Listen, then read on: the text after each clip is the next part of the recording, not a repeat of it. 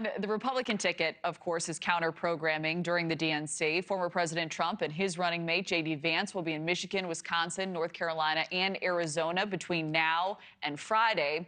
But their swing state push starts off today in Pennsylvania, with Senator Vance in Philadelphia and the former president about 2 hours to the west in New York City. That's where we find NewsNation correspondent Robert Sherman. So, Robert, what does the campaign say will be the focus of Trump's remarks this afternoon? Yeah, Kelly, we get a bit of a better picture with this event taking place at a manufacturing facility here in York, Pennsylvania. The economy, energy, all put into center focus here, which is something that we've really seen the former president honing in on in terms of messaging, especially as he's been in Pennsylvania. This will be his second stop here in just the last 3 days. Saturday, he was in Wilkes-Barre, and the words that you heard come up time and time again: fracking, energy, gas prices. Those were the things that he's been trying to hit on here, which people on the ground have told us are very significant to them when you look at the economic landscape here in the state of Pennsylvania. And he promised that that was something that he would defend to a Pennsylvania crowd on Saturday. And he also took a moment to hit his opponent, Vice President Kamala Harris, over that. Take a listen. Your state's going to be ruined anyway. She's totally anti-fracking.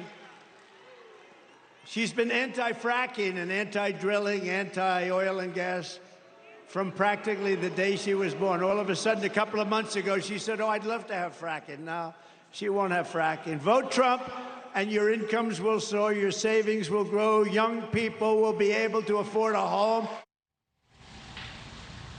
And this schedule of counter-programming is slated to continue throughout the week. We know he'll be in Howell, Michigan tomorrow with a focus on law and order, crime, safety, things of that nature. He also has planned visits back to North Carolina on Wednesday before heading west to Arizona to round out the week. Kelly? All right.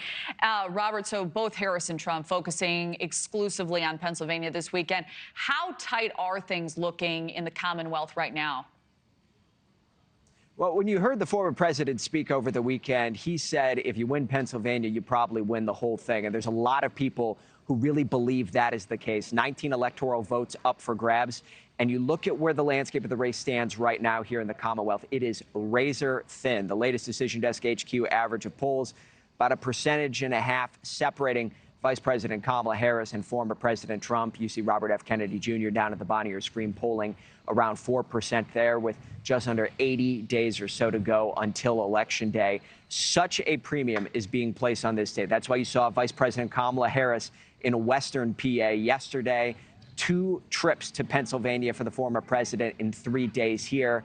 It's not to say that Pennsylvania is the end-all, be-all, but with those 19 electoral votes up for grabs, and you look at the dynamic of all the other battleground states, it makes it much, much easier to win back the White House if you put Pennsylvania into your column. Kelly? Yeah, certainly a big swing. All right, Robert Sherman, thank you for the breakdown.